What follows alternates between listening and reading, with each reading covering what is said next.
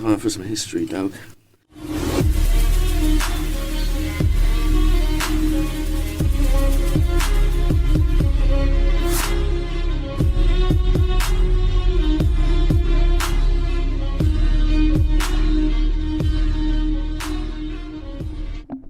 It's going to go one or two ways, I'm thinking, with that, right, bro? What it is, it's either you're going to be warmed up now and you're going to be sharp as a thistle. Yeah. Ting, ting, ting. Or your brain's going to be dead. Yeah, I've literally used my whole IQ points for the day. Yeah. On trying to learn some Welsh. Yeah. Yeah, that's it. You've been at that for a few hours now. Yeah. You done all right? I started after work and I've been just dabbling. Yeah. Playing horn, and that's the one that's really bothering me. What is it? Afternoon. Okay. It's pretty easy to spell, to be fair, but because it's Welsh, you end up overspelling it. Oh, really? Oh, it's got to be P, R, two N's, Y, W, W, Y.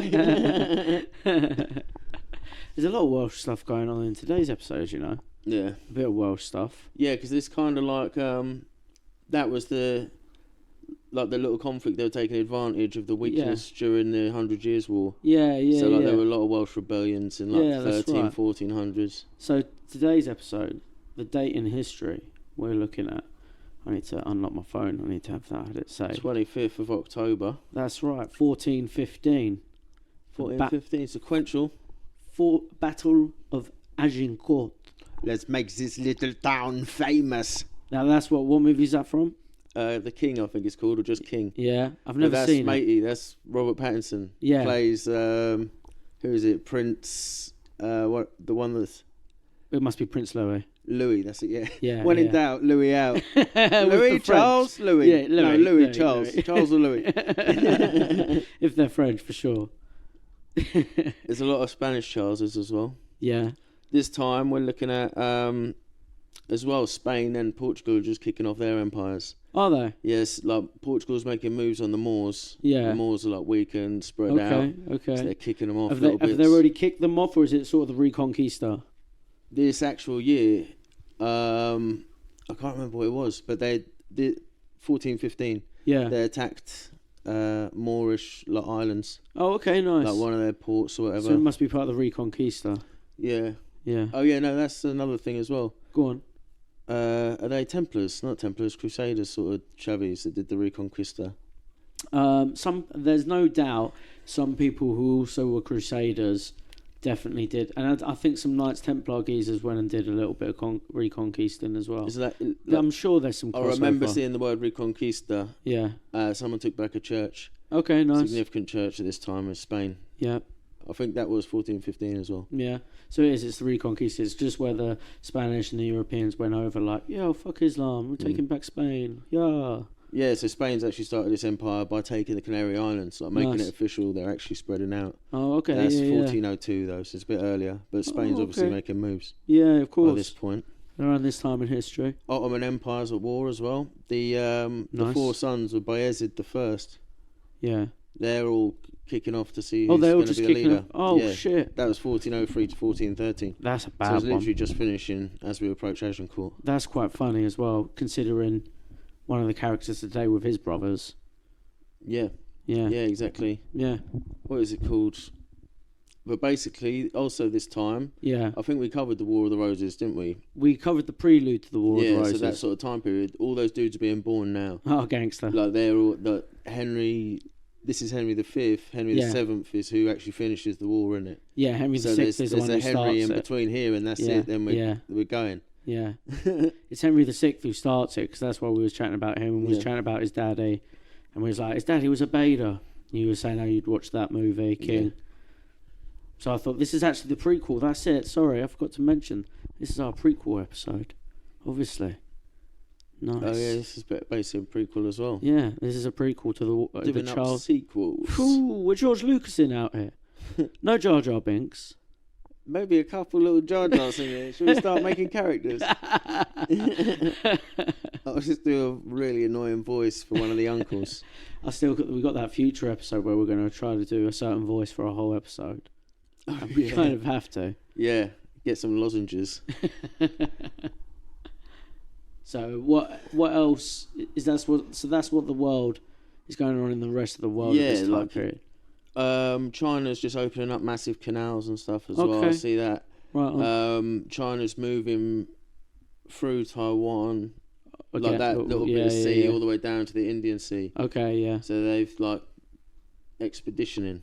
Okay, nice. And interestingly enough, actually, go on. This day, 25th, is the same day Japan gave Taiwan to China. Japan gave Taiwan to... Oh, really? So 1944. Oh, okay. 1944 was a mad year. This exact day. Yeah. What was it? I didn't take these notes down because it was all World War II stuff. There was about 5 of them in a row. Oh, but wow. Himmler ordered the persecution of those Edelweiss pirates, the guys that were like resistance inside Germany. Shit. So that was on the 25th. What else Shit, was is this it? an Illuminati day, bruv? Yeah, it must be, because it's also Katy Perry's birthday. Oh, shit. But yeah, the execution of St. Crispin and Crispinian. Yeah. That's St. on the Crispin's 25th. Yeah.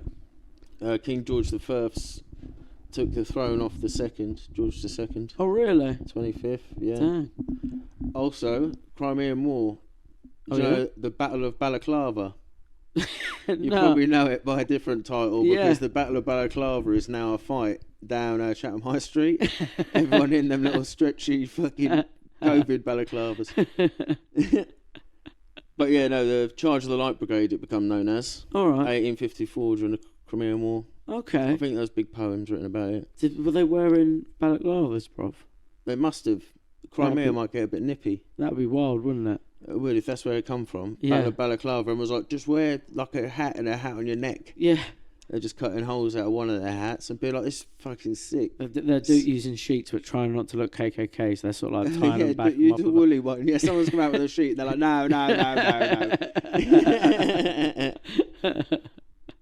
And there's a memo passed around, wool or nothing. We're not doing it out of bed sheets. Not this one. What else happened? Have you got anything else? What happened on like this date in history? Was that what you got? Cuban Missile Crisis. Yeah. Yeah, well, basically it's a part of it. Oh shit. The Adlai Stevenson presented aerial photographs and intelligence to the United Nations Security Council of the ballistic missiles in Cuba. Oh shit. That were Soviet. Yeah. So that was the whole thing it was all about. So this is like the day, 62. The Cuban Missile Crisis. I bet must have been scary, bruv. The best fighter nickname I've ever seen is Cuban Missile Crisis. Yeah. I can't even remember his real name. Some boxer. No, he's a MMA fighter. Oh really? Yeah, I think he was in prelims of UFC for a couple of times. Amazing. But yeah, Cuban Missile Crisis. Yeah, that's great. That's great. That must have been like we're pretty close to World War III now, but that must have been tense. Yeah. Bro, that must have been tense. Luckily, the X-Men came in and saved the day, as far as I'm aware. Xavier was on our team. Yeah. All they had was that dude from the T-shirt, Lane. Lane. But it's also the day that Windows XP dropped. Oh, is it? The OS of all OSs, bro. The greatest pinball game you've ever seen, bro. Space Pinball 3D, bro. Space Pinball 3D in this bitch. Internet was down, you'd just be yamming that for hours, bro. I think I had XP and no internet. I think I was living like that for a while. I got all my facts from Encarta. I had 3 discs. Yeah, I think I had a Harry Potter PC game, bro. Yeah, I had Thief, I think it was called. I didn't know the controls, didn't know the idea of the game, nothing. And I was like, I'm a thief, so I'm just scared of everyone, but I think you're meant to interact to get missions. So I was just like in the shadows, like, fuck, they can see me. This game sucks. I'm just hiding all the time. Especially when you're a kid and you don't quite get games yet. Yeah, that's it. You like, it's like your mum's video games. I've never heard, seen, been introduced to any of this shit. I remember it's just now playing with the only reason I completed Metal Gear Solid at a young age was because I just watched my brother play it so many times. Yeah, so I was like, I can do this. Chuck it here. I remember what he did here. Every so often had him with controller like, can't beat Raven in the tank, cuz you're gonna have to do this one for me. Yeah, I remember that, like, because I'd played loads of Game Boy, like turn-based, and like if you don't do anything, nothing happens. You got to move to interact with stuff and that sort of thing. Yeah. So if you just lay your Game Boy down, nothing happens. It's like pausing it. So like then when you play a game where like the enemies are moving around and shit, you're like, you're gonna find me out. That anxiety. That first time I was like, nope. I'm going back to Pokemon, bro. This is fucked. I think it was Green Beret. Not Green Beret, but you could be a Green Beret in it. It's just free. Ghost Recon sort of one. Yeah. It's like the big strategy version of that. Yeah. Early days. Free you right off. Yeah, fuck me up. I was scared. I was like, what if it goes wrong? Where's the turn-based? Yeah. Anything else happen on this day in history? No, but it's good birthdays. Go on. We got Picasso. Oh, yeah. The Alchemist, the producer. Oh, yeah, Alchemist. Yeah. Alchemist soap. Katy Perry and Ciara. So a bit of a... Yeah. Girl Illuminati birthday. one. Bit of a girl birthday. And Dan Gable. The King of Kings, bruv. The Gable grip, Dan Gable. Gable of the Gable grip. Won an Olympic gold medal without a single point being scored on him the entire Olympic Games. Yeah. He shoots, he scores. Hear that? They shoot, he scores. Yeah. That was his motto. How you hear that though, bruv? Yeah. Imagine a football team winning the FA Cup or whatever. Yeah, or even the Euros or whatever. I don't know. Yeah, the World Cup. It's the fucking. It's the Olympics. Because it's wrestling in the comparison. Imagine a team winning the World Cup without a single goal being scored on the entire World Cup. Or even like they don't lose the ball. Yeah. Like it was that dominant. Yeah. Like people didn't even have good position on him. Yeah. It was just a fucking massacre. Yeah. And he did the same thing. I don't know if he was, but he was like, unbeaten for sure. He was. But I don't know if he was unpointed against all the way through his Iowa Hawkeyes. So when he was in uni. Oh yeah, when he was the coach. Iowa. Oh yeah, also the people he coached were weapons. There was like a fucking 10-year run where they were just mental as well. So yeah, he's one of the great wrestlers. One of the greatest wrestlers ever. For sure. Respect. That's his birthday today. Yeah. Fucking born on the day of the Battle of Agincourt. Yeah, boy. Oh, that's gangster, isn't it? There's another guy, right? Twisted individual, but also it's a whole twisted situation. So I want to do the whole, the little background story. All right. Nicholas Barbie is his name. Okay. Which is a funny name, Barbie. All right. And the next one's a little bit Oppenheimer, so this is good, actually. All right, go on. These are the last two. This was a German officer, SS officer. He's a captain. Yeah. And he worked in France and was like, they called him the Butcher of Leon. He was like, Jesus, rooting out the Jews, torturing, being a big fucking horrible Nazi, like literally. Bit of an horrible cunt. Yeah, the worst of the cuntists. Yeah. Oh, fuck. Lost my notes. But no, yeah, he'd get French resistance and Jews and torture the fuck out of them. And then he was head of the Gestapo as well in Leon after the war. And then United States intelligence services employed him.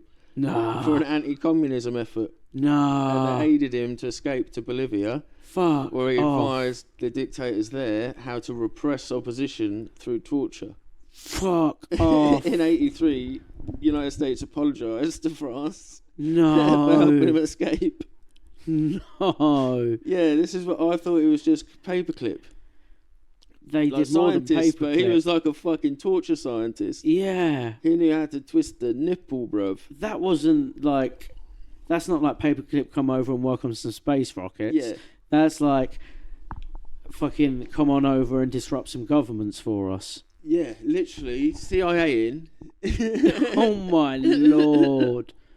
That's they got wild. Dr. Evil. They were like, he is good at what he does, though, isn't it? Yeah, but he's a horrible cunt. He is good at what he does. But I fucking cunt. He's good at what? All right, send him to Bolivia. Fucking hell. That's a good one to find, bruv. Yeah. So it's his birthday? Yeah, it's his birthday. So, shitty birthday to you, sir. Fuck. And this one's more positive. I'm not a Nazi, just to be clear. All right. But did work on the Manhattan Project. Okay. James Higginbotham is a physicist. Nice. And he also invented more or less video games. Oh, yeah? Tennis for Two. Yeah. Where the... Pong. Yeah, where the fucking... He had a weather simulator. Yeah. And he realised that it could predict trajectories. Okay. So it took him about 20 minutes to turn it into a game. Shit. And he's a fucking cool individual. Damn. Nuking and fucking video games. Yeah, that is fucking dope, cool isn't it? Yeah, that is a cool dude, man. Fucking hell, yeah. That guy's awesome. No, man, that guy invented this century. Yeah. You know what I mean? Literally. So, all right, what do you want to do? I want people just to fucking stay in the house and shut up. Cool, done. And I want to threaten all countries to shut the fuck up and stay where they are. Yeah, cool, done. Anything else? I'm going on smoko. And also now you can use like video games to drop nukes. Yeah. So it's like a training simulator. Yeah. And then you turn up and it's all like... Or just the drones. Equipment. You're like, this costs billions of dollars. And they hand you an Xbox controller. Yeah, that's what I'm saying, bro. It's fucking cool, isn't it? But it makes it so impersonal. There was a Stargate SG-1 episode where they got brought over. They were really good at flying drones. Yeah. And they were like, yeah, it's unmanned drones, same as your one. And it wasn't. Like, shit, like, they've been playing it for days. And then one day he shoots through the roof and there's people in there like, ah! Oh. Yeah. Fuck. So that's a Stargate episode. Yeah. Stargate was the shit. Yeah, I know. You loved a bit of Stargate. It was sick. I haven't watched it in so long. Did you rock the Atlantis as well? I tried. Yeah. Did my best, but it was a bit much. I think maybe I'd enjoy it nowadays, so I'm more Tim Ford. It's exactly what Atlanteans were like.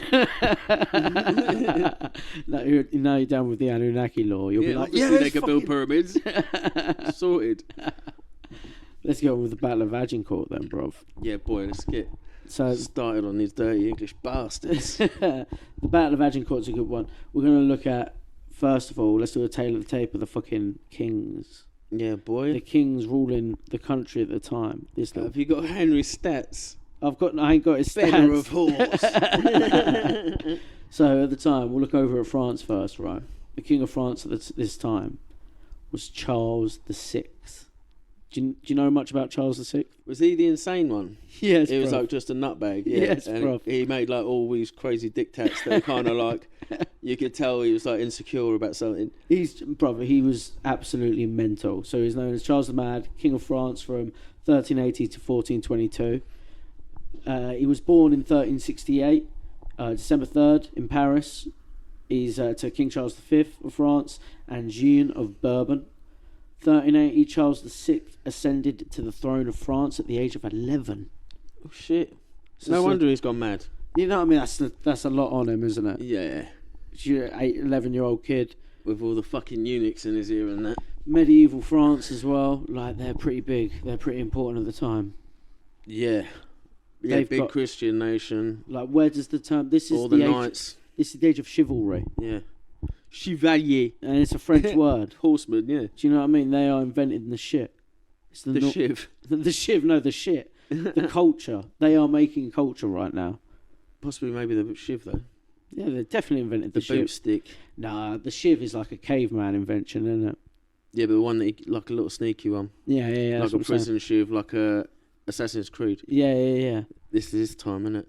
They're Assassin's Creed. There ain't no Assassin's Creed game set in this era, but that would be good. That would be cool. But they had the technology. They could do that, to have a little flicky wrist knife. Yeah, why the fuck not? Spider-Man knives. Yeah, why the fuck not? We'll put them in there. It's this era. That's what I'm talking about. So, yeah, he was...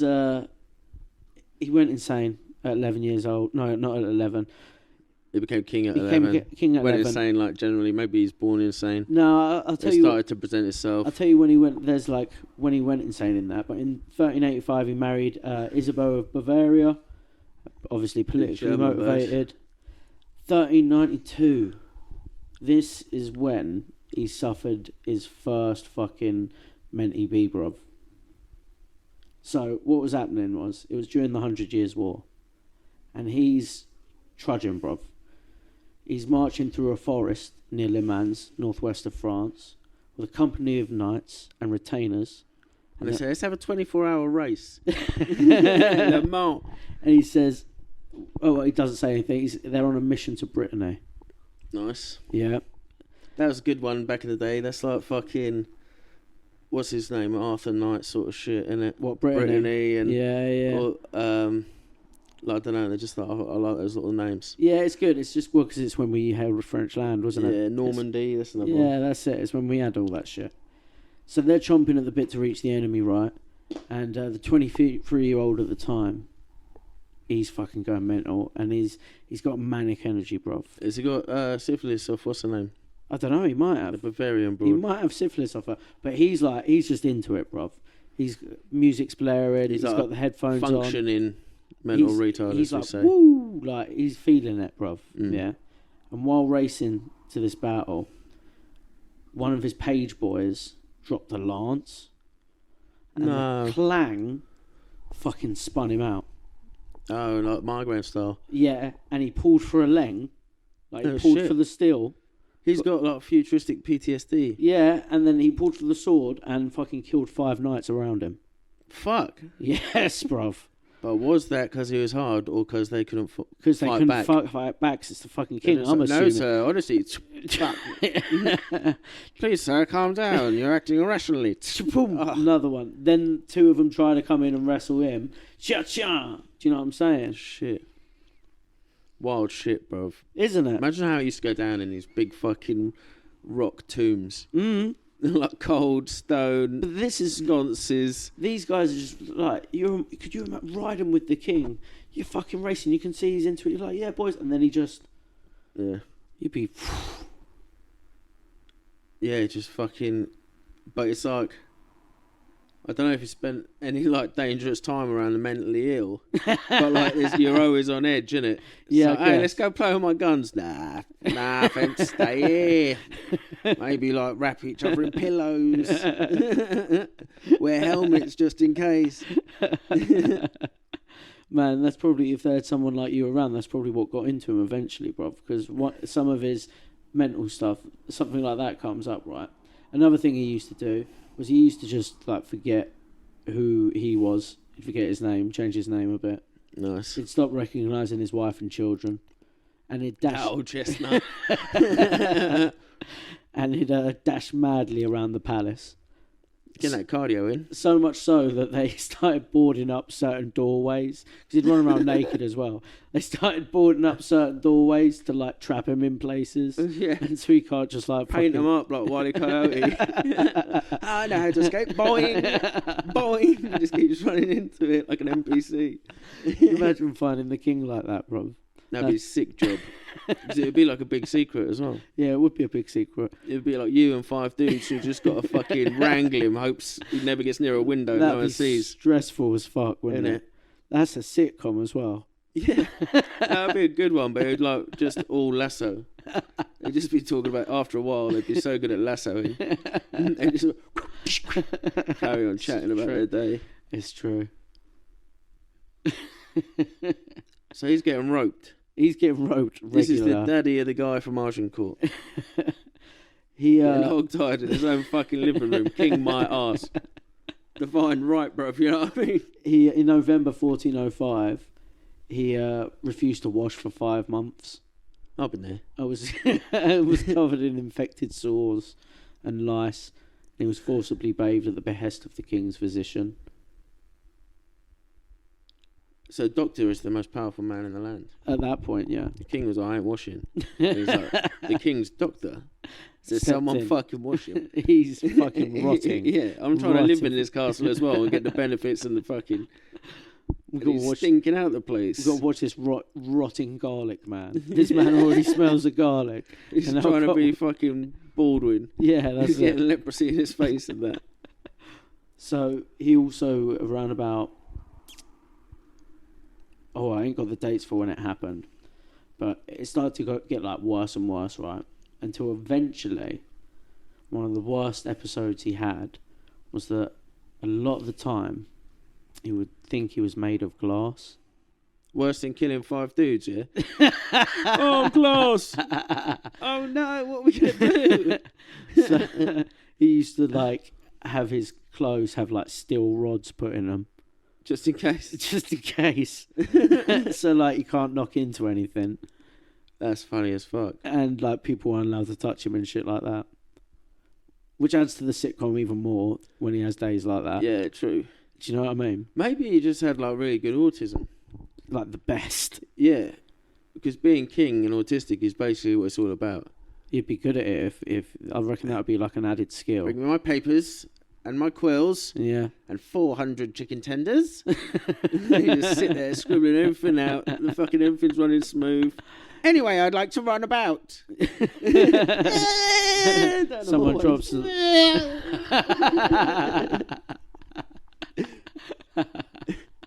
Definitely, bro. Yeah, Just getting the zoomies. I think it would be. I think that would be an appropriate fucking diagnosis through time.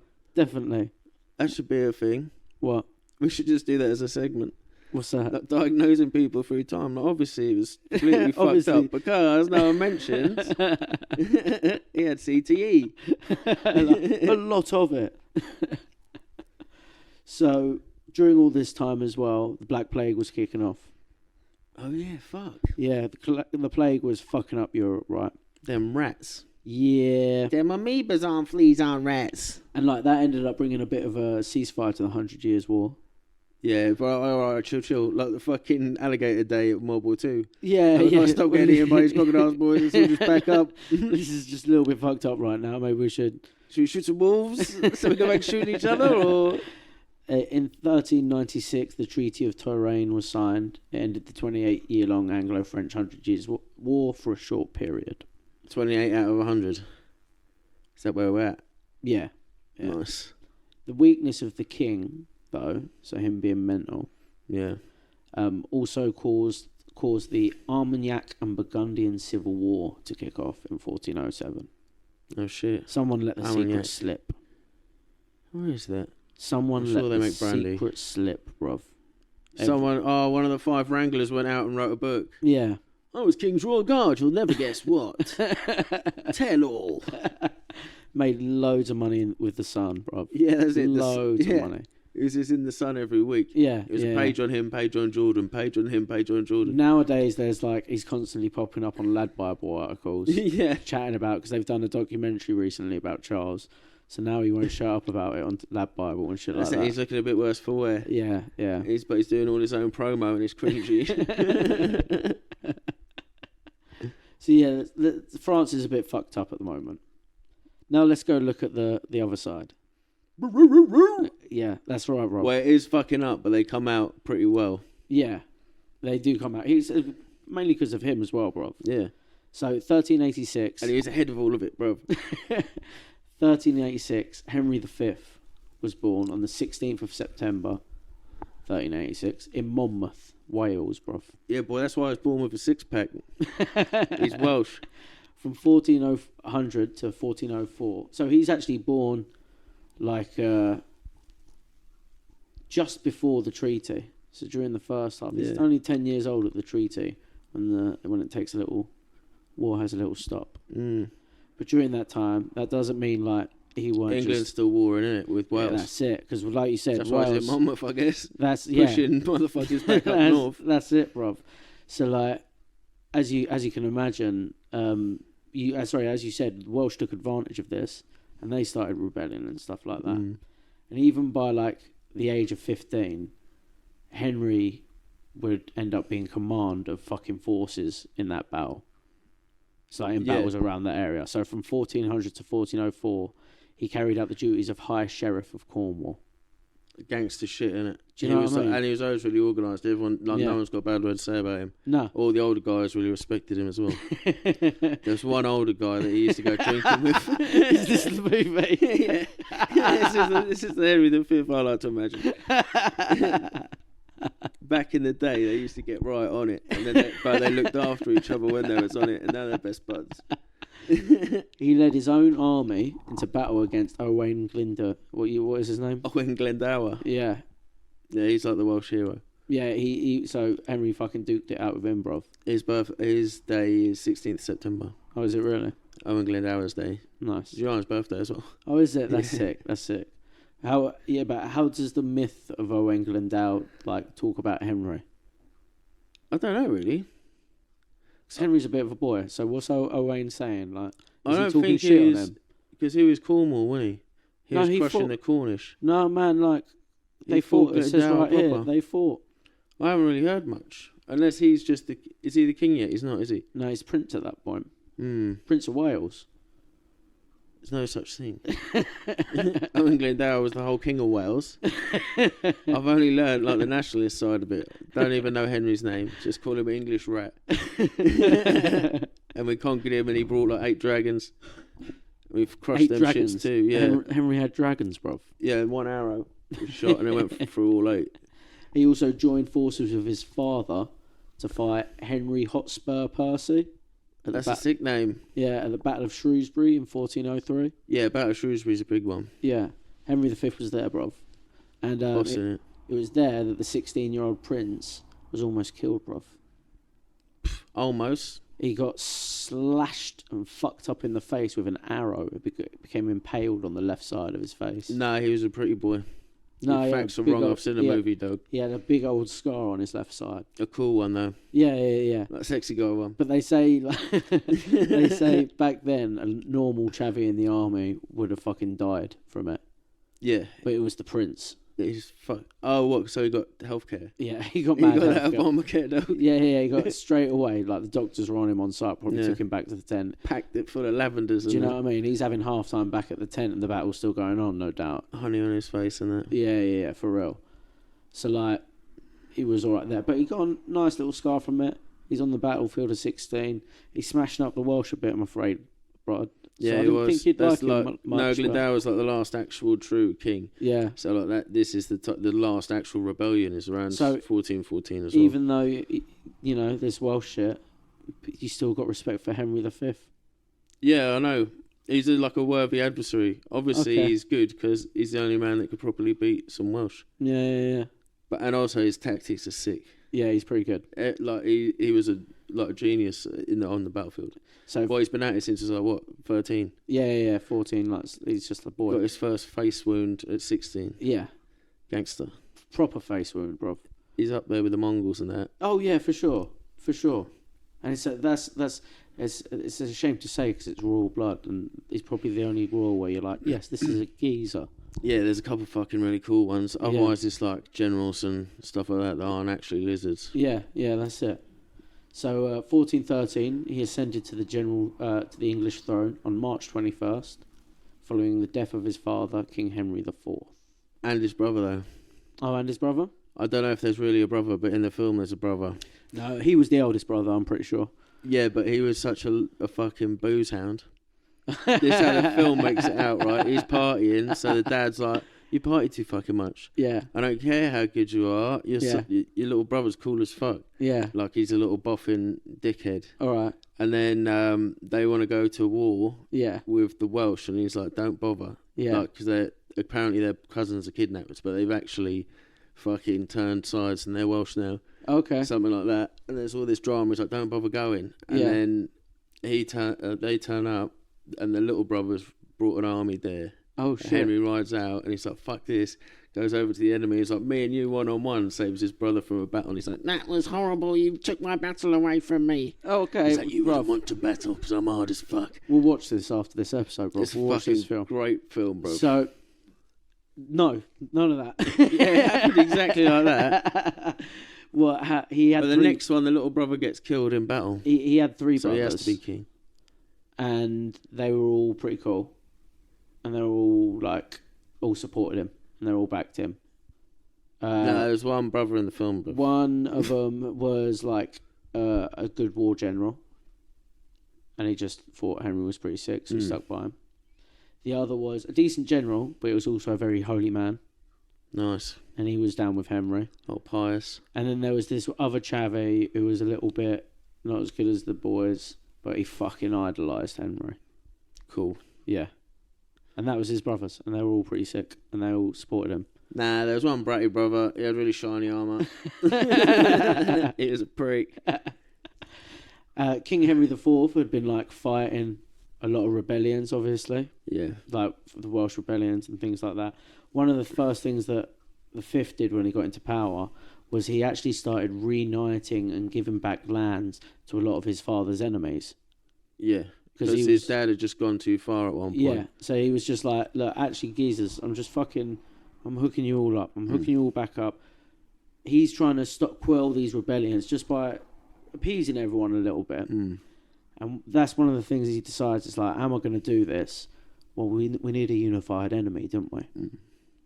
What? Yeah, in the film, that's kind of how they suggest that no one likes him in the family. All the advisors and all the family are like, war, battle, how dare they affront us by doing that? Yeah. take their sanctions, and then he's just like, come on, fucking, do you want peace or not? Yeah. Can't have a perpetual war, and they're all like, yay.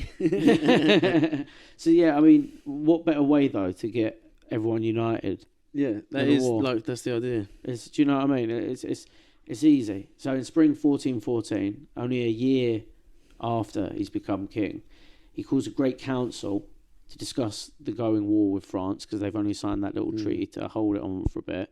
But the Lords insisted that he should negotiate further and moderate his claims. So it's actually the reverse. The king was like, yo, and the council were like, no. Okay, so the council were all right. They weren't as twisted as they made it. It's actually the king who's like, yo, I want this war. I thought there were some green or worm tongues. And they were like, no, bruv, you need to like sort out your negotiations with France, otherwise it's a bit vercouth, you know what I mean, bruv? It's not classy. You're the King of England, sort it out, bruv. He was quite respected by France, though, for some reason.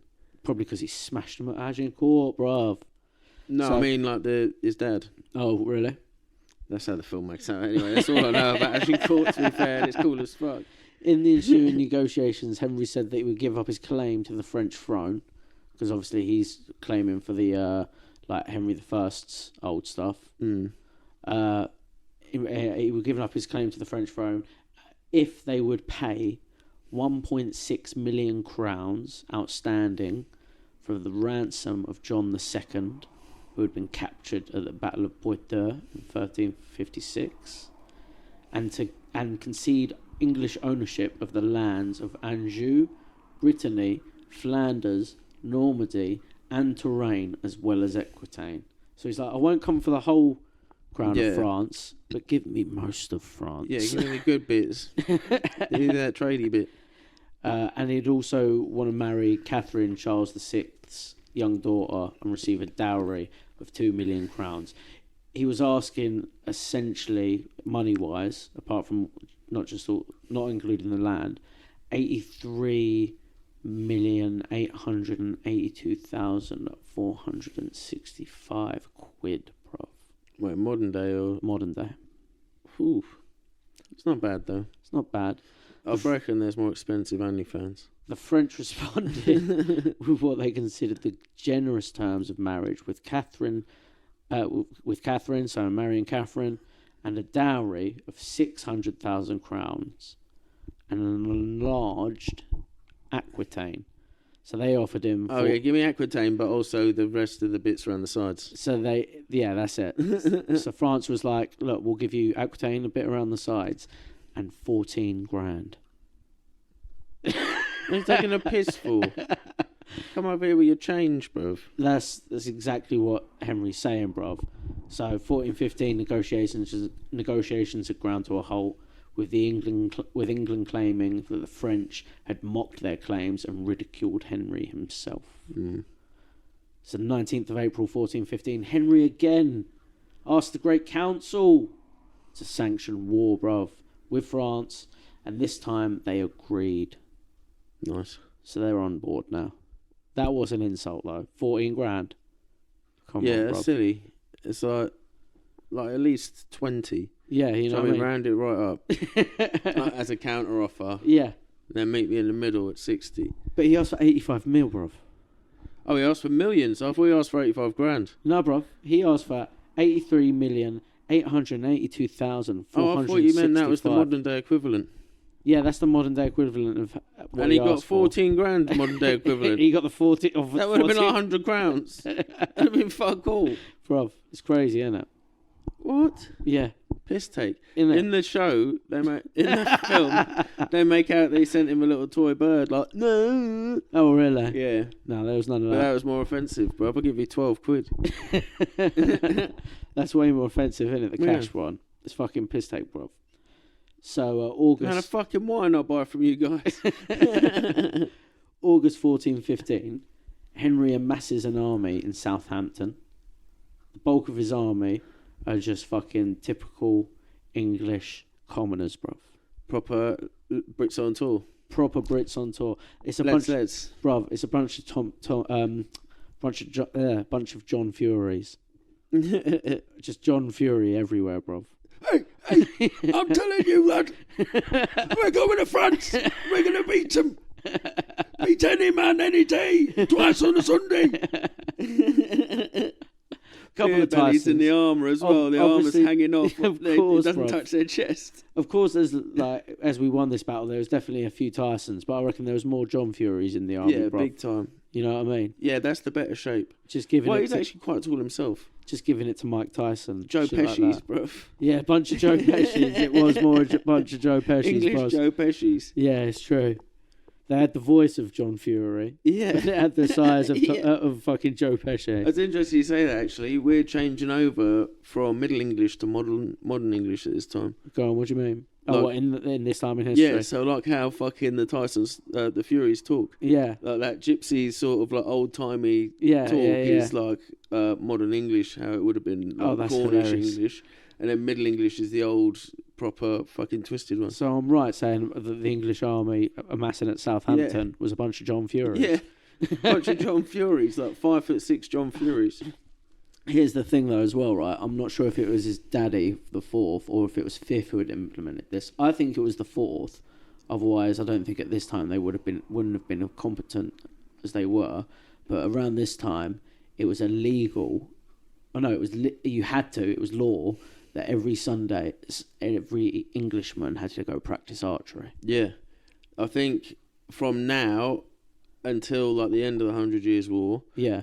The yew tree nearly went extinct. Yes. They're making so many bows out of it. Yeah, yeah. But it's also poisonous to work with, so all the bow makers really? were dying. Fuck. The shavings, if you inhale them, really? they're like really toxic, yeah. Oh, shit, I remember that when I want to try and make a yew bow. Yeah, yew berries are delicious as well, but the pip in the middle is poison. Oh. But the outside's like fucking maple syrup. That's rude, isn't it? Mm. So... Eat round it. I do. Oh, of course. So he's getting this army together... bunch of commoners, there are mainly bowmen though. He's not really got that many knights. They're just peasants with mad bows. English archers. It's pretty good. The French can't handle that sort of shit. Here's the thing: just days before they head out for France, though, Sir Edmund Mortimer, who was an enemy of his father's, who Henry had given land back to, and actually, technically, because Henry V's dad was a usurper. Yeah, because everyone had a claim to the throne before all this. And then even now that old beef like finishes itself in the War of the Roses, doesn't it? Edward Mortimer has arguably more of a claim to the throne than Henry V himself. Nice. So just days before they head out, Sir Edmund Mortimer, the Earl of March, revealed a secret conspiracy to the king. He told Henry the details of a plot that was being hatched that would have declared Henry a usurper and made himself, Mortimer, the king. So was it like a power play, like look at all this evidence, or was it like heads up? It's heads up. Fucking Clintons are going to move in on you. Yeah, they're trying to put me... He's a G, bruv. That's kingly behaviour. Innit, bruv? He's the king of his own people, bruv. Innit, bruv? Mortimer. That's a He's big... the people's king. It's a big move, isn't it? Yeah, that's cool as fuck. Henry went and found these geezers, locked them up and executed them, bruv. That's what I love about Henry, is he dealt with everything ahead of time. Yeah. He like saw it. He didn't let it go no further than the fucking dodgy look in the hallway. Like, why is he fucking looking jealous? Yeah. I put him on and he's looking, get rid of this fucking retard. Don't need no snakes in the clique. That was another thing, like, apart from bringing his brothers up, when he did become king, what he did with all his old drinking buddies and the people he used to knock about with. Like people he fought wars with. What he did with them, he rewarded all of them, but didn't invite them to court. Oh, okay, so he gave them land and stuff, but did they raise armies and stuff like that? Proper, like, but he militias? was like, I can't have you in the council because... Yeah, but you could bring him to war. Yeah, that's the fucking chavvy you want with you. Yeah, that's it. That's sick. So it's I quite like that because he's just sort of like, well, if I just have all my boys in court, it's just going to be a bunch of hype men. It's going to look like SS. Do you know? It's just a bunch of hype men as well. Do you know what I mean? He wants to run this shit. Yeah, true. But also, your buddies are going to hold you accountable. Politicians are going to be snaky or arse-licky. It's true. But he gave this Mortimer back his land. He won one of his boys, actually one of his enemies, technically. And but he's such a fair king, bro. He's sorted everything. Mortimer must have had multiple beefs. And he's just calmed it all down in the region for him. Yeah, for sure. She's like, you know what? You be king. That's pretty dope. And also these fucking rat bags. Let's get them. You fucking believe this guy, you Henry? Henry! They're coming from the back door, Henry! So, like, there was also incidents. They've still got evidence of it. I can't remember the chavvies' names. I didn't write it down. Some documentary I watched about all of this. They've got documents of these couple of lads who were in the English army causing a few murders in Southampton as well, which is pretty rude. What, like offshorers? Just like hanging out in town and stuff like that, and there was a few murders. Oh, what? Just like naughty chavvies, serial killing murders? No, not serial killers. Just getting drunk and fucking. Oh yeah, manslaughters we call them. Yeah, a few manslaughters. A couple of Brits abroad lads on tour. I'm saying there's like evidence of them still about now, which is quite cool from back then. Oh, that's cool. And not just like, oh, it happened. Of course it happened. We know because we've got actual like evidence and shit. Sick. Yeah, like letters and cold shit. Case. yeah, it's fucking awesome. 13th of August, 1415, Henry's army landed in northern France. The army of about 12,000 men and up to 20,000 horses, bruv, besieged the port of Harfleur. Yeah, boy. The siege took longer than expected, though, bruv. It was pretty hard. Yeah. Harfleur ended up like flooding the River Nerum as well, and it got all boggy and super fucking nasty. And all during that time, so the town actually didn't surrender until the 22nd of September. So that's a month and 9 days they were sieging that place. Yeah. It's not that long, but like I said, that place got a bit boggy. Yeah, because you can't set up camp because everywhere you move, if you're only moving around the camp, you're just fucking bogging it down.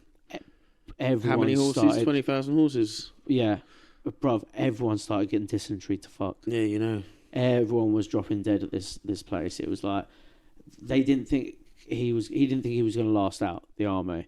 But on the 22nd of December, thank fuck for them, Harfleur surrendered. Nice. Henry made the French nobles in the city swear to surrender to him at Calais, and due to the duty free. Well, due to the commitment to the rules of chivalry that everyone held. Yeah, you weren't allowed to kill the knights. Well, the French nobles actually held their word. Oh, nice. They actually did all head to Calais to be nicked and just be like, oh, yeah, sorry, bruv. Which is pretty cool. In. But yeah, that's also a big thing on chivalry, right? They're not meant to kill each other. Yeah, it's like taking prisoners and then you bring them back to the castle. And that's a lot of like what plate armor and these blunt weapons is like. Yeah. You're meant to like... Ding! All right, that's enough. You're meant to KO a chavvy and drag him off to sell him back to his country. Yeah. You know what I mean? Like Henry tried doing in the initial deal. Yeah, true. You know, you see it's right there. It's in the history. They gave him no choice. No choice at all. They sent him a little fucking clockwork bird, bruv. Plus that does make it seem like a little more fun, doesn't it? If you were an English noble back in the day or a medieval noble. Yeah. Just go get dinged on the battle court, but then you got to go home skint like, oh, fuck. Or it's like a proper adventure. You end up in fucking Azerbaijan or something. Yeah, that's it, bro. And they're all there smoking hash, and you're there like, Yeah. What's happening? It's amazing, bro.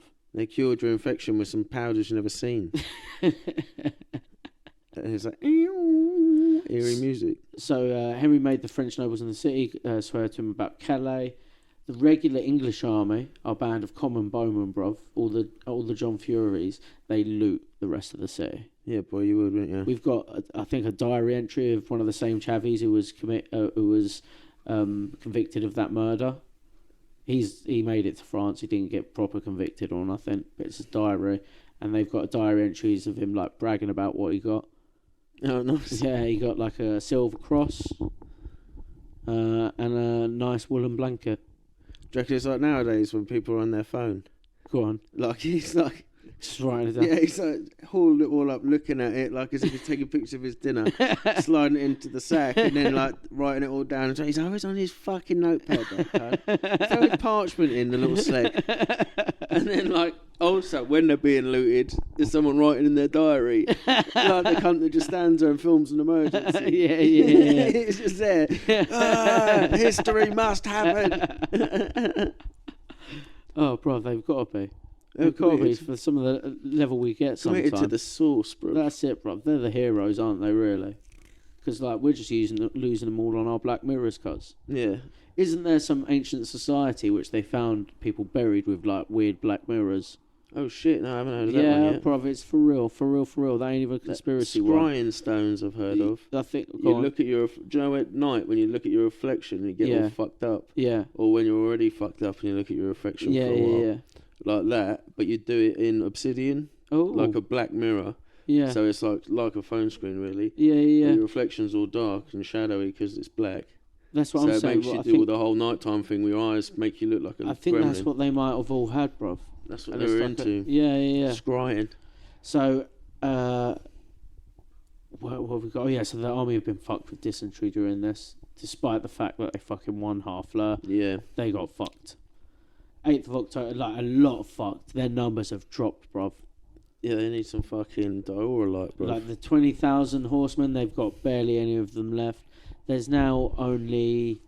So, what did they have? They had 12,000 all in all, didn't they?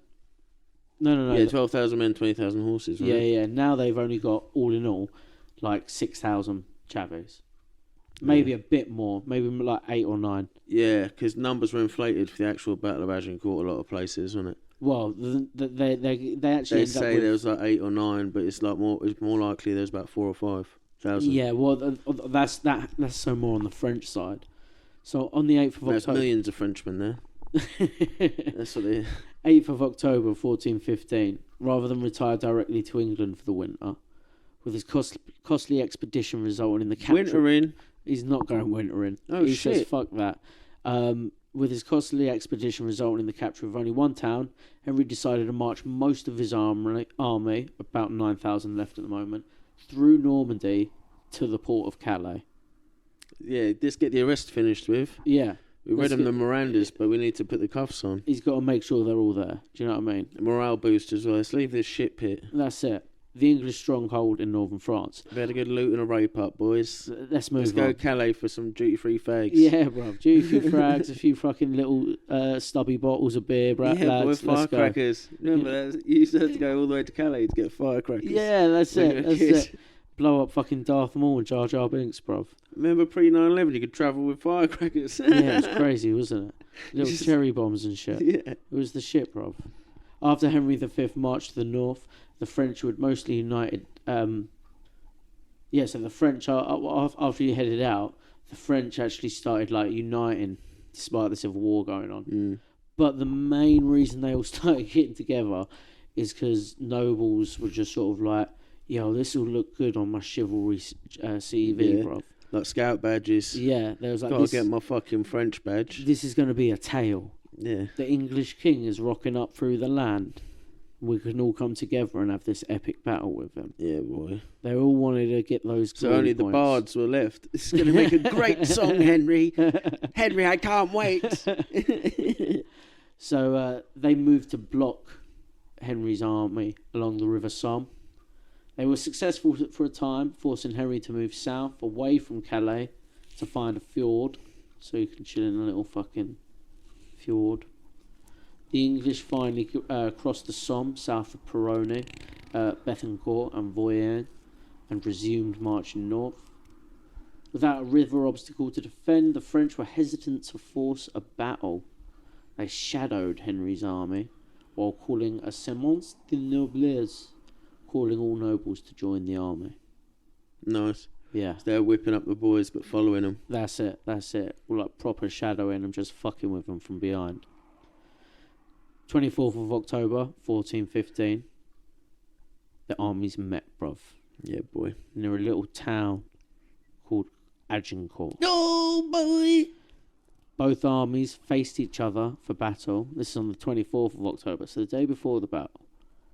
They faced each other for battle, but the French declined, hoping for the arrival of more troops. The two armies spent the night of 24th of October on open ground in campsites facing each other. That's fucking cool, bruv. Yeah, bruv. So you set your warhammers up the night before and then go to bed before the battle. They're just there staring at each other like... So, the English at the time had very little food, had marched 260 miles in 2.5 weeks. Come on, boys. And were suffering from sickness such as dysentery. They were greatly outnumbered by the French as well. At the start of the battle, I've got the proper numbers for you. Not only that, the French, like I said, who were they calling the arms for, bruv? What do you mean? Whether their call to arms was all towards nobles. Oh, right, yeah. So we're talking the French army was mainly dudes rocking up. With their farmers. No, mainly like fucking knights and shit. Bro. Oh, yeah. Mainly noblemen. Shiny knights and man-at-arms. Geezers with proper armour. Heavy armour, two-handed. That's it. Well, there's just a bunch of light armour-wearing peasant archers on the English side.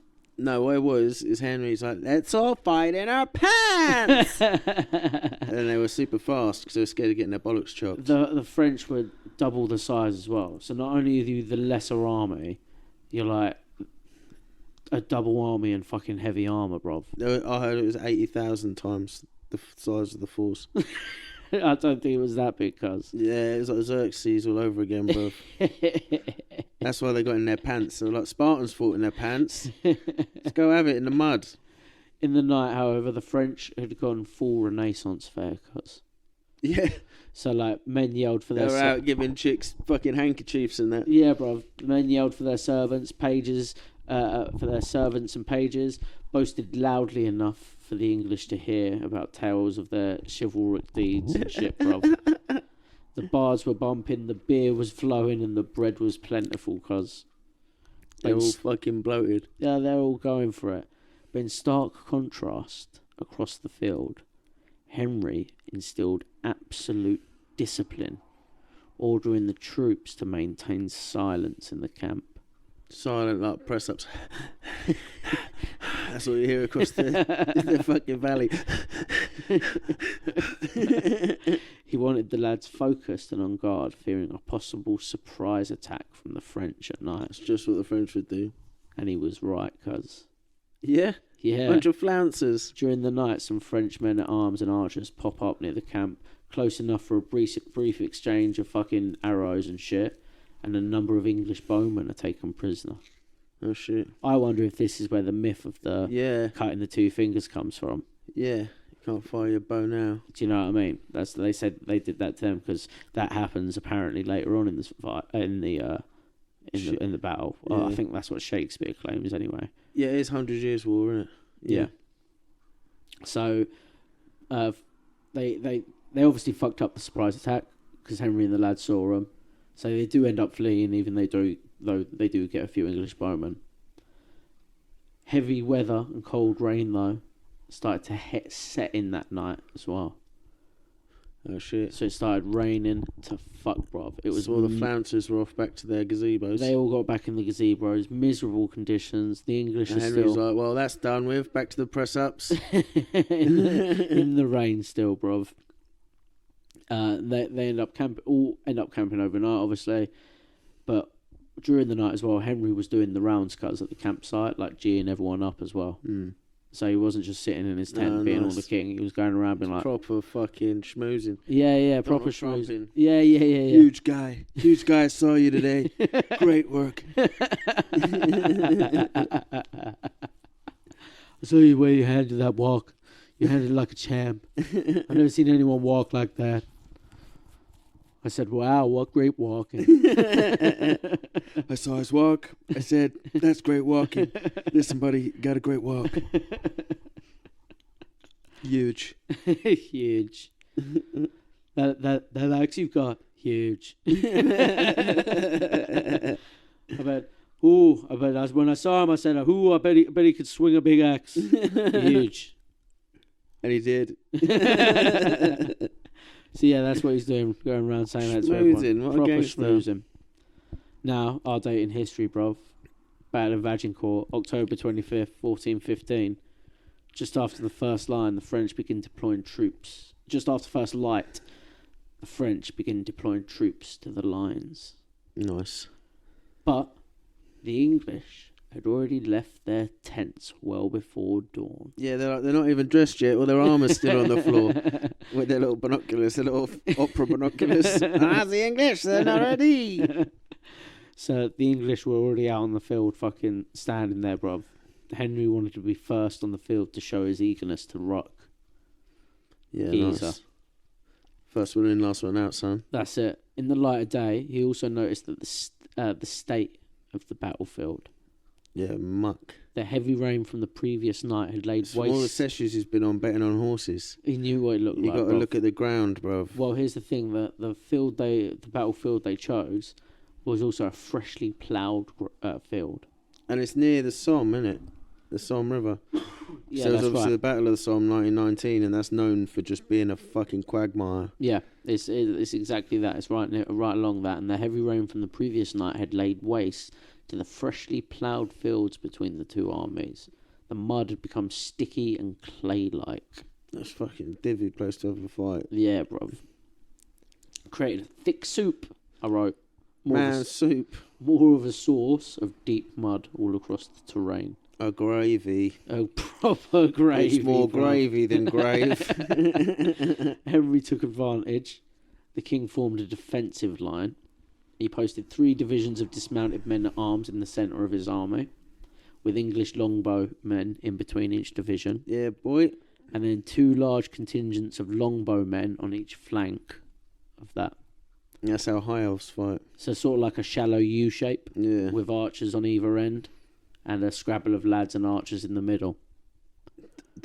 If you need it, it pincers up. Yeah, that's it. You get a fucking real bloodbath going. The bowmen stuck metal stakes as well down on the ground in front to discourage cavalry attacks. Nice. Yeah, bruv. And 200 mounted archers. Wireless spears, bruv. Yeah. Wireless. 2,000 mounted archers. Bluetooth spears, bruv. Hands-free kit. That's it. Hands-free spear, bruv. 200 mounted archers are secretly sent through the wooden area on the flank of the entire battlefield. Ooh. With orders to wait for the signal. Meanwhile, let's go look over the French side. The French pussies. Just everyone's wearing a fucking steel bin. The French deployed 2 lines of several thousand infantrymen and dismounted men at arms, so like 2 lines of them, playing archers and crossbowmen between the division. Ooh, crossbows. With cavalry on the flanks. Mm. Behind all that, a 3rd line comprised of all the mounted noblemen, and they're all shiny as fuck, bro. They're all knighted up to hell. Yeah, boy, heavy armour. Here's the. If they pick up any more potions, they're going to be over encumbered, bro. Proper. They're all so close to over encumbered, bro. That's why they got horses. Here's the rough army estimates, the rough tale of the tape. Henry, 6,000 of the boys. Yeah, boy. 1,000 lads at arms, 5,000 geezers on the strongbow, bruv. Nice. Yeah. French, likely around 12,000.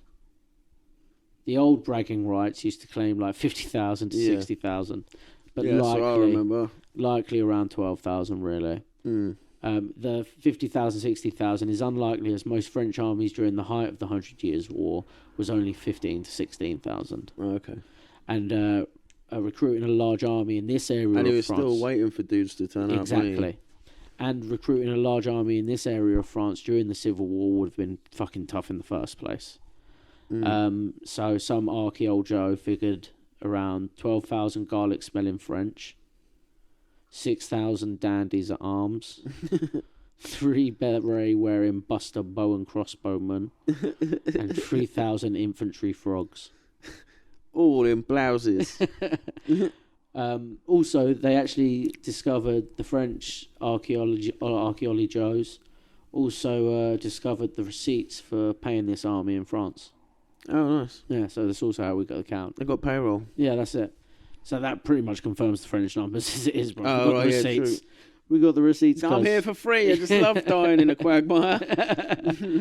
So England's pretty outnumbered at this point. Pretty much almost double the numbers, bro. Yeah. Not only outnumbered, France are like proper shiny Pokemon knights, bro. While England's got a bunch of grimers and mucks. English peasants with bows. And they've only got a couple of shiny Machamps. That's all England's got. Got them John Fury with 4 arms out there. yeah, on the bows. Any man! Any French man, come over here. I would wrestle any man worth his salt. Get close enough, I'll shoot you. It'd be great, bruv. I think English longbow had a better range than a crossbow as well. Yeah, definitely. So it must have been mullering them walking troops. Yes, and then by the time it got to them, it was all the heavy guys. Yeah. 7 a.m, the armies finish forming their lines, and they continue to just face off with each other for 3 to 4 hours. Nice. The men hurl insults at each other's, so this is possibly where the 2 fingers claim comes from. Fuck off. Yeah, that we were sticking 2 fingers up at them because we still had our fingers and we're going to fuck them up with a bow, apparently. And two bow fingers. Yeah. The French even I don't know where putting your tongue in between them comes from. The French's insults were a little bit rude, right, in my opinion, bruv, especially considering the English were starving. The French would be standing in line for the battle, and they'd send for their pages and servants to go grab lunch while they munch it on the battlefield, and taunting and shit to the English with a cricket match. Yeah. And then other French knights are just strutting around the lines on their horses to keep them warm. Just fucking popping wheelies on them, having mock jousts, all sorts funny. Proper French about it. Yeah, isn't it weird? They're being real dicks about the whole thing, really. Henry's pissed, and he fancies a baguette for lunch too. So he raises the banners and gives the orders to march forward. Archers pull their wooden stakes from the ground and march forward with them in their arms, so they're not really hands free. Yeah, now you got your hands full. Yeah, the French notice this obviously and stop fucking around and start getting their lines together. And as they do, Henry gives the signal for the mounted archers in the trees to let loose their arrows. Yeah, boy. And the entire time, the bushcraft English bowmen, they're shouting hunting calls while firing at the French. Tally ho! Yeah. And Soho. Soho is an old one. Soho. Yeah. They're all shouting that because essentially what they're trying to do, the insult to them apparently, is the act of shooting French nobles was no different than hunting wild hogs. Got it. Which is a pretty good one, isn't it? So now the French are pissed and they're advancing forward. So the armies are seemingly charging at each other at this point. But Henry calls a halt.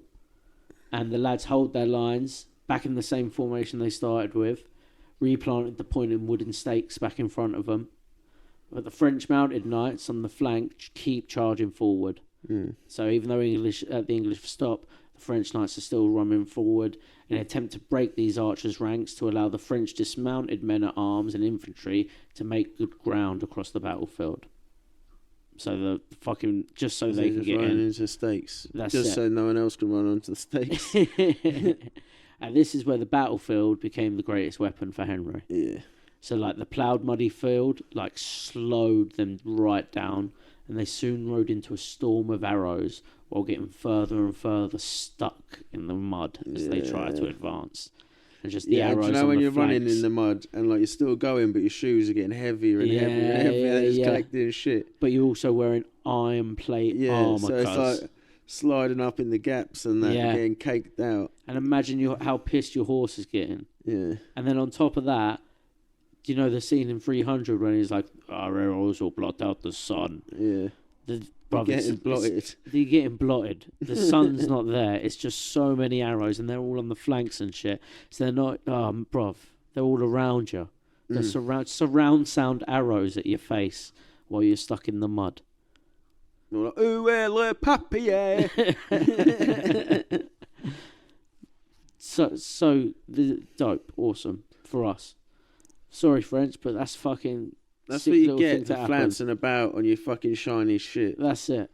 So the lowly English bowmen are rocking the shit out of the richest and noblest of the French. It's just dope. Getting them. That's the best part of it, isn't it? It's the fact that these are a bunch of they're the dickheads from Knight's Tale that make the bet in the bar, the wanker ones. And then these geezers are just a bunch of fucking John Furies, Joe Pesci's. Fucking John Pesci's up here. John Pesci's up in there, just firing the bow at them, getting them fucked, bruv.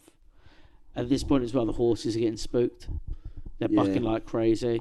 Some ponies. Fuck this. Yeah. They're going to get, because they're open hoof, innit? They don't like fucked up terrain. They're getting right fucked. And the arrows, bruv. They ain't got probably as much metal plate armour. Some ponies break free and flee, crashing back into the French footmen who are trying to advance as well. Yeah. Chaos. Proper chaos. The cavalry attack is obviously a failure, and they all attempt to flee back to the main French line, most fleeing the battlefield entirely, but only a brave few do stick on to rejoin the next attack line of the infantrymen. Mm. The 1st French Division of footmen trudged their way forward through the thick clay mud, under a constant barrage of arrows as well. By the time the French line made it to the English line, they were close to exhaustion or clarted up with arrows. Yeah. Still, the weight of their numbers alone managed to push the English footman line back a bit. Yeah, basically human shields. Yeah. Every third man would get through. But this ended up costing them, right? The French had rushed in and pulled for like close quarter weapons, while the like swords, axes, that sort of thing. While the English had kept their longer arms, their spears, and shit like that on the front lines. So they were easily stabbing the French as they're coming forward slowly, stuck in this mud and shit like that, and tired and covered in arrows.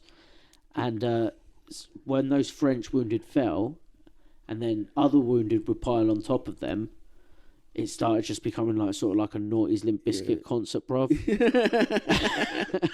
It's a big old trample up. Pretty much. But also, I was thinking when you were describing it a minute ago, it's like they're wearing the full suit of armour. So that's like at least, 60 kilo of steel. Yeah. And that's falling on top of another one. Yeah. Like, you're not moving that. You're not pushing that forward or around. No. They'd make like a massive wall. Yeah. And then the floor would be fucked. And then on top of that, people who were living began to trip over fallen bodies. And even while still alive, they would fall over another corpse or because of the mud on top of another dead frog. And then they'd be crushed by anyone who was behind them and pushing the advance. It just became a fucking meat grinder, cuz. Yeah. Right on the front lines. Just one of those days when you don't want to wake up. Agincourt is fucked. Everybody sucks.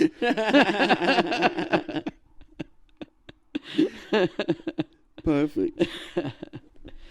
So then make it worse, the second line of French footmen smashed into the foray, making matters far worse. So do you remember it was like multiple lines? They had a line of, and then a line of bowmen, and then another line of infantrymen.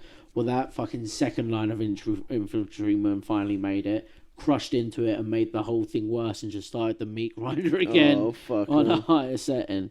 Just the French just walking into pikes and shit, bruv. And while under hail of arrows. Yeah. But they did manage to, like, push back a bit. The English line does begin to thin, but the archers on the flank, who ended up almost surrounding these infantrymen coming in, just decided to drop their bows, pull out their fucking swords, axes, and hammers and daggers, and enter the foray. Yeah. So then they're now encircling all of these Frenchmen that came in. It's easier for these lads to move about as well.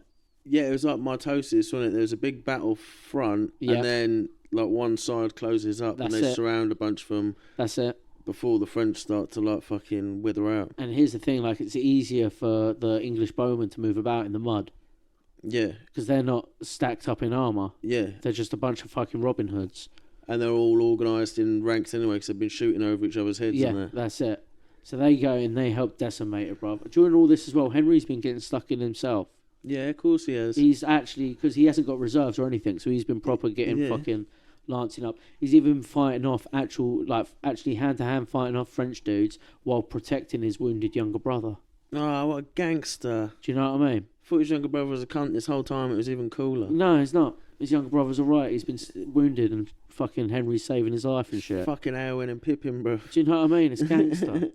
Within 2 hours of all of this, the French were tired and attempted to fillet. Yeah, well, a little siesta like this.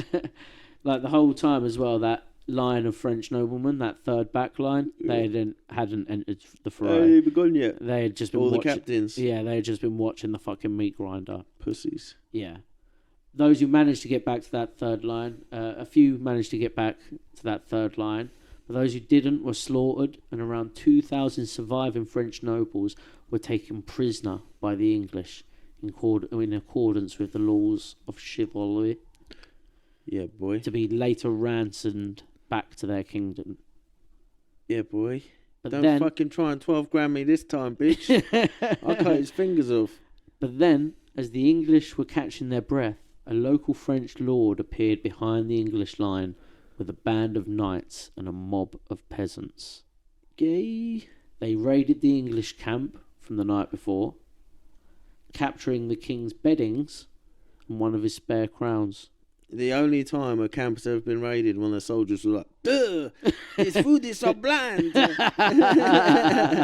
For sure. This clothes not fashionable. This crown, I would not even give it to my daughter as a tiara. The king of beans. Henry, noticing this, was a bit spooked that some of the French had managed to sneak behind him. Yeah.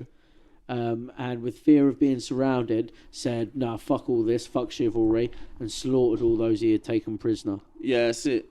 I've got to pick a side to fight from. Yeah. And right now, these boys have got peasants. Yeah, what he didn't want was the people raiding the camp to come fuck with him, and then the people he's got arrested rebel out, and then it's a fucking whole mess from the outside. And then, that's it. so he was like, "Fuck this! I'm just going to start killing prisoners then."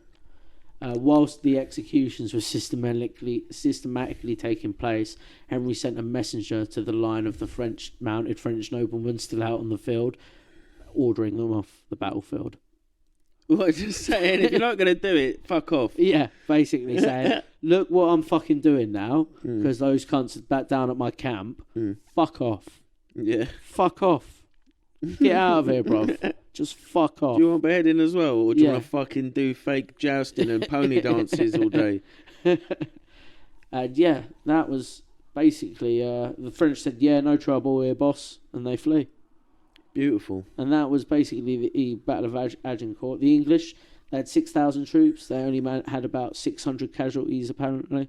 Nice. Notable ones: Edward, Duke of York, died. Oh, he had 3,000 men. Michael... He marched them up to the top of a hill. He did. And he didn't come back down again. Oh, no. Michael III, Earl of Suffolk, he died. Oh. Yeah.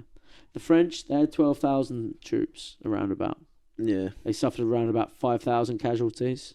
Oh, right, it's not that mad. Nah. But most of them was quitters. Yeah. They had quitter spirit. They have some notable ones who died. Charles I, Albert, Constable. Charles I, Albert, Constable of France. John Duke of Agincourt. Taken prisoner, which probably also means executed with those 2,000. Marshal Bouillon, Charles Duke of Orleans, John Duke of Bourbon, Charles of Artois, Louis Count of Vendôme, Arthur Count of Richemont. All of them, Doug. Yeah, bruv.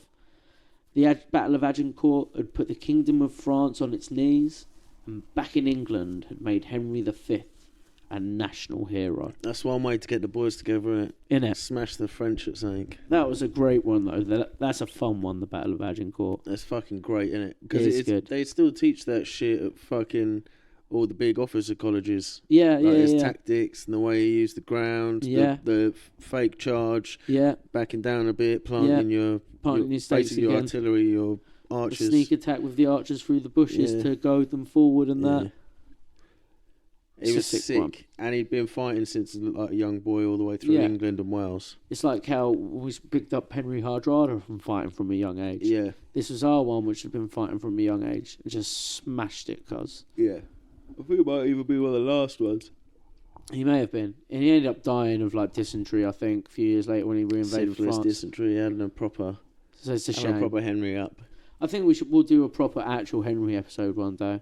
Yeah. And just sort of briefly mention Agincourt and shit like that. Maybe 2024 will be dudes as well. Yeah. Every now and then, fuck the date, we got a dude. Just got a dude of history. And now I've got a date with a dude. Yeah. And then we'll do I think it's March, we'll do a chick. Because that's Women's History Month. Yeah. Can't think of one off the top of my head. Nah, I'm sure we can, bruv. Joan of Arc's pretty cool. Oh yeah, French needed a female hero. That's all you need to know about them. Yeah, imagine. And didn't they do it twice? Antoinette. Marie Antoinette. She weren't a hero, cuz. Was she not? Let them eat cake. Cut that cunt's head off. If she just giving out cake, I thought that was a good thing. Oh, bruv. No, she was starving French people. Let them eat cake. No, bruv, it was starving. It was starving. That's then the French Revolution, and then Napoleon. Like, it's not good, bro. Oh, is that what she was being arrogant? Yeah, she was being... They haven't got any bread. Well, what about... Where's their cake? Yeah, As basically. in, she's got cake. Yeah. She expects everyone to have a cake. Yeah, that's it. Exactly that, cuz. Little cunt. That's exactly it. Oh, I thought she was some fucking noble hero. No, bruv. Oh, well. Still French. Yeah, that was the Battle of Agincourt this week. It's a fun one, cuz. I liked it. Yeah, it's a sick battle. That's something you could probably be proud of. Yeah. There's nothing else that stands out like that during the 100 Years' War. No, not particularly. Not to that scale. Apart from the plague. No, but I mean like battle-wise. Oh, battle-wise, no, not really. Yeah, the only thing with a higher body count is probably the plague. What a fucking time period as well. Like, this is literally perfect medieval Norman day out jousting, Knight's Tale. Yeah, proper. Chaucer's knocking about. The perfect time. Actually, when was Chaucer knocking about? Probably around this time? Yeah, because he spoke Old English, so it'd be 1400s, wasn't it? Do you reckon? I bet someone's listening to this, or maybe they are, listening to this really frustrated, like, no, Chaucer was 200 years a year before it, you can. Yeah, that's why I like to be vague. He was some sort of century, wasn't he? No, bro, he died in 1400. Yeah, that's so not 13, too bad. 1400, I was on the money. It's not too bad. Put your fucking tongue back in the mouth. But we do need to do a redaction episode. Oh, we do. Have you got that fact? No, we'll need a whole one. No, we don't need a whole one for that. We don't need a whole one for that. We do need to speak about it, though, because it was a bad mistake, wasn't it? Yeah. It was a pretty bad mistake. Yeah, so one of my intros, next intro, instead of doing all the times and dates and that, we'll just do a redaction. No, let's just do the redaction now. I think at the end of an episode is a good time to do a redaction, because not everyone will listen all the way through, but we can at least say, no, we did the redaction. Yeah. You didn't fucking listen to the whole episode, did you, cunt? I guess who's a nonce? Yeah. 3 weeks later on page 15. Oh, he's not really, but anyway. Exactly, I think we should do that. Well, yeah, it was the gaff. It was the presidents, wasn't it? What episode was it? What were we talking about? I think you think it was the Opium Wars, and I could probably quite agree. It's around that time anyway. We were talking about U.S. Kennedy presidents and his predecessors and the deep state sort of presidents. Yeah, and we got it all fucked up. We did. What we got? Eisenhower wasn't what dude in a dress. That was Truman. No, other way around. Eisenhower was in a dress. Eisenhower was in a dress? Look, we're doing it again, bro. Yeah, I'm pretty sure. I told you we need the whole episode. No way, man, because you only sent me this the other day. We've got a listener who's a pal of ours, and he was like, listen to you guys getting your fucking... Yeah, it's the first complaint we've ever had, and look how reactive we are. Yeah, I know. We're sorting out this complaint. But I'm pretty sure, bruv, he said Truman was the one in a dress, and Eisenhower was the geezer who started MK Ultra. Oh, right, okay. J. Edgar Hoover is the one in the dress. Oh, that's it. Not Eisenhower Truman. Is the one before JFK. Oh, okay, there you go. Nice. Nicely saved. So Hoover in a dress. That makes sense. Yeah. That's our redaction done. That's it. Dead presidents redaction done. We think that was from the Opium Wars 2 episode. Yeah. And no other redactions. And now we're going to have to redact that. But actually, it was Opium Wars 1. No other redactions, though. Everything else we've said is bona fide history and fact. Well, now that you said it, it's history. Yeah. Because we are historians and we just historified it. Source us up. Done. How'd you get one of them Oxford numbers like you get at the library to put at the end of your essay? Oh, I'm not sure. We need one. I had someone... It was quite... I can't give away too much. But I had someone say, oh, you should recommend your podcast to this kid I know, because legally I can't, but it'll be really good for his history for school. And I was like, awesome. Yeah, let me give that a go. Yeah, I don't think we're supposed to suggest it either. No? No, we swear sometimes and that. Oh, yeah, I guess. Talk about all sorts of crazy historical fingerings. Historic is in the past couple of weeks as well. Yeah. Yeah, it's very true. Good point. Noncery. Yeah, we do mention that stuff. Pretty debauched podcast, to be fair. Yeah. Oh, maybe we can't recommend it to everyone else. Should we do a kids one? And then they It's just like we'll find a way to bleep it out. The kids will like it. Eventually, as soon as we start ranting, it just turn into Bluey. We've got another idea, which I think we should do. We haven't done it tonight because we keep doing this too late. Maybe. Oh yeah, shit. We need to start doing. We want to bring history prank phone calls into the show. Prank yankers. So like today, we was going to call up numbers and just pretend to be Henry V and see if they're down for a ruck in France. See if they've been practicing their bow. Should have called the route that they took. But watch out, boys. Any good with the bows on, yeah? Slap. Next, hello, is it? Parlez-vous anglais? So what do you think of the French? You got a problem with the French? No? Yeah, I know they're gay. So just wondering if your little ruck up in the France, we're getting the boys together. Yeah. You've been practicing your bow, yeah? Yeah, what's his name that gave us the heads up? Montague. Is it Montague? No, that wasn't his name. Montgomery. Something like that. It was Monty. No, it was where he was born. Monmouth. No, the guy that gave him the heads up about the snakes. Oh, yeah. I can't remember his name. Mortimer, that was it. Yeah, Edward Mortimer. Find a Mortimer. I've just been up. Good looking out, bro. Yeah. Who is this? It's your boy. It's Henry. I won't forget this, dog. What's going on? I fucking love you, man. I knew you was true from the day, cuz. That's you're the king of our hearts. Shit, we should get a soundboard. Oh, shit. Duke Nukem only. I remember that from back in like the fucking E-Bombs World days. This ain't no pissing game. Get a soundboard or just hype up some positive shit, some Mortimer. So tune in next week for more redactions and possibly a prank call.